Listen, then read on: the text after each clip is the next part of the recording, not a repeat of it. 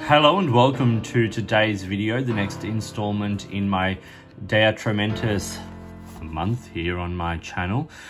This month I'm looking at a range of inks from Atramentis. If you're not watching this in April 2023, go back and have a look. There are some really lovely inks. Today we are looking at this one. This is from the literature series. It is Dante Alighieri, as you can see there, also known as Ruby Red. So we'll look at it on some different kinds of paper, show some tests and have a bit of a chat about it. Starting here on the colouring card, we see it's a lovely sort of pink toned red. It's very nice. I think it suits the name Ruby Red very nicely. It's got some nice, pop on the page and a bit of personality. So let's see how it looks in writing form. So as usual, we start with it here on 68 GSM Tomo River paper.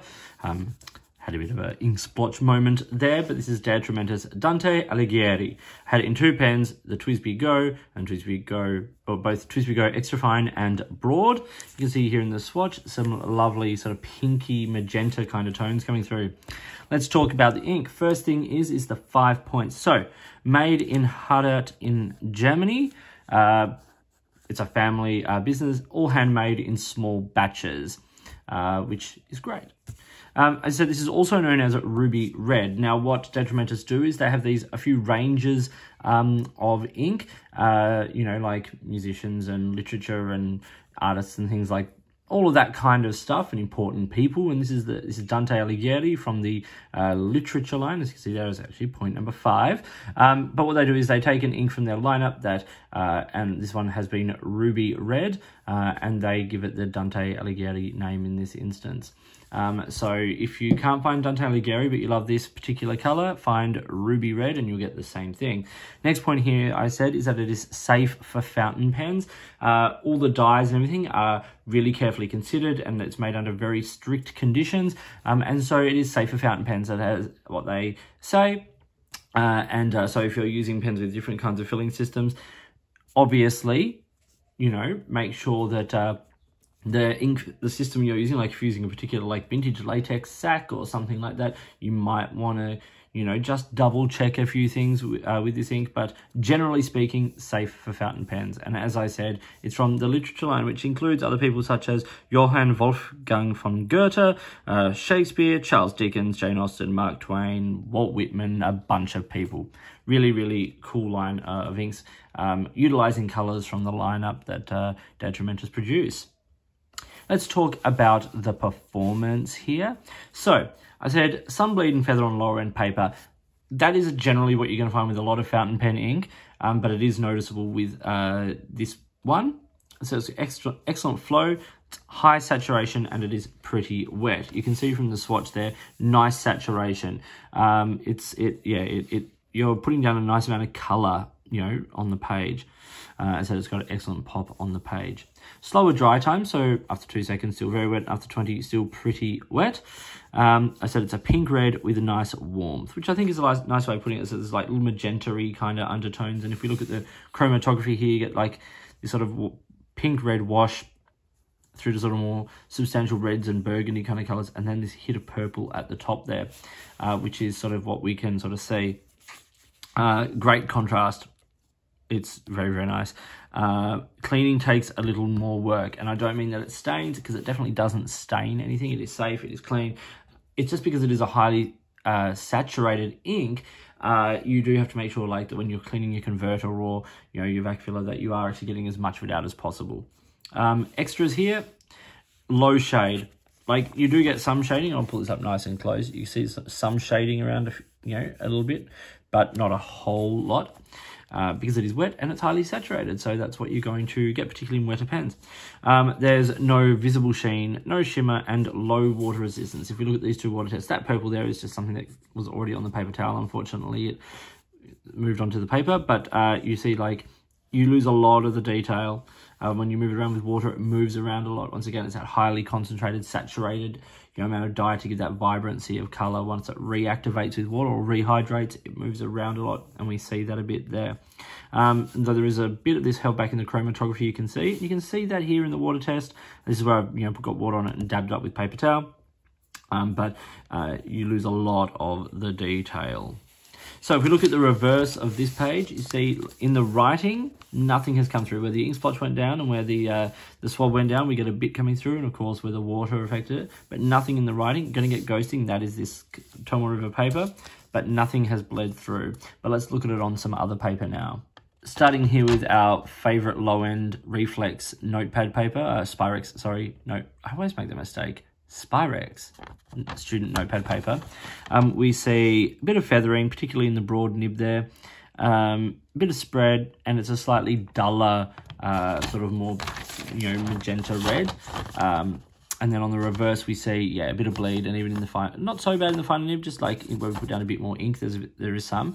But in the broad nib, we get a little bit, not as much as some other inks I've looked at, but it is noticeable here.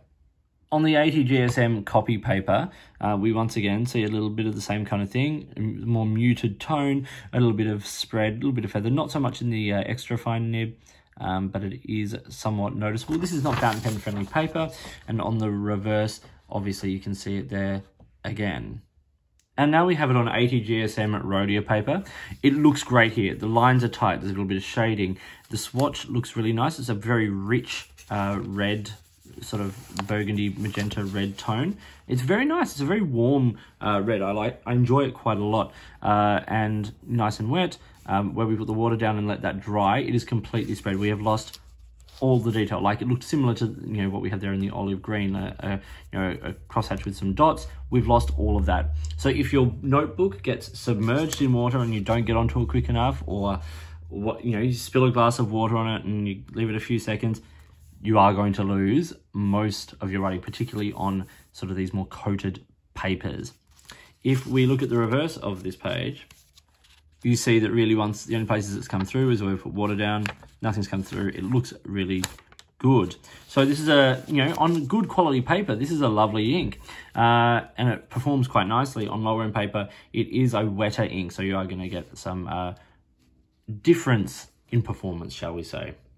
Let's do a color comparison now, and what I've mainly pulled up is sort of kind of standard reds, because I wanted to show just sort of how pinky, magenta-y, almost burgundy kind of red this is.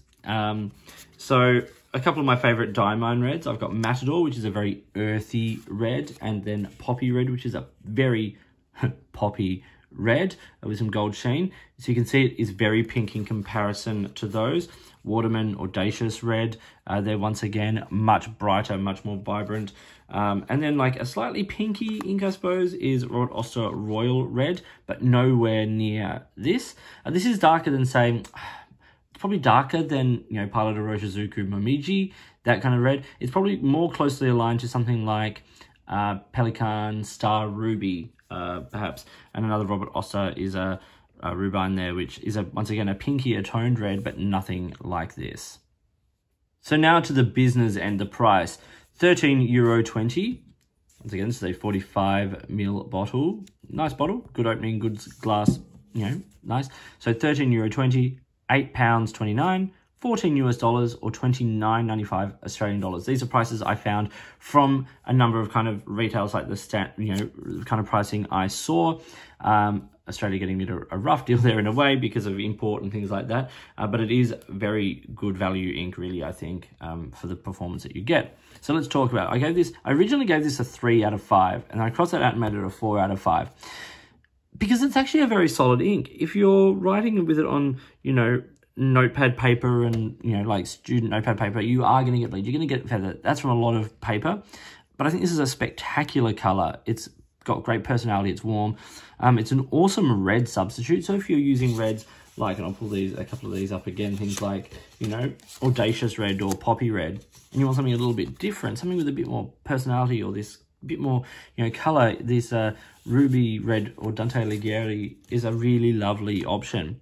There are some issues, but generally it's a very usable ink. You see here on Tomoe River, Saint Clairefontaine, Rhodia, Midori, Regalia, Grapholo, a lot of those sort of good quality papers. This ink is going to look beautiful. So it's a solid ink on those kinds of papers.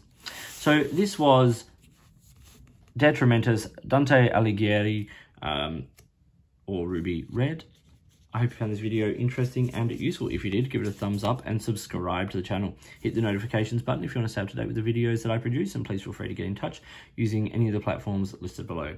You can find me on Instagram or Twitter at @_offstage_me, or you can contact me on any of my videos here. If you've got products you think I should be looking at, or if there is a way you would like to support the channel, I would love to hear from you. And a big thank you to Atramentis for supporting this series of videos reviewing a number of their very interesting and beautiful inks. So thank you very much to them. In the meantime, enjoy your inks, enjoy writing, and I'll talk to you soon.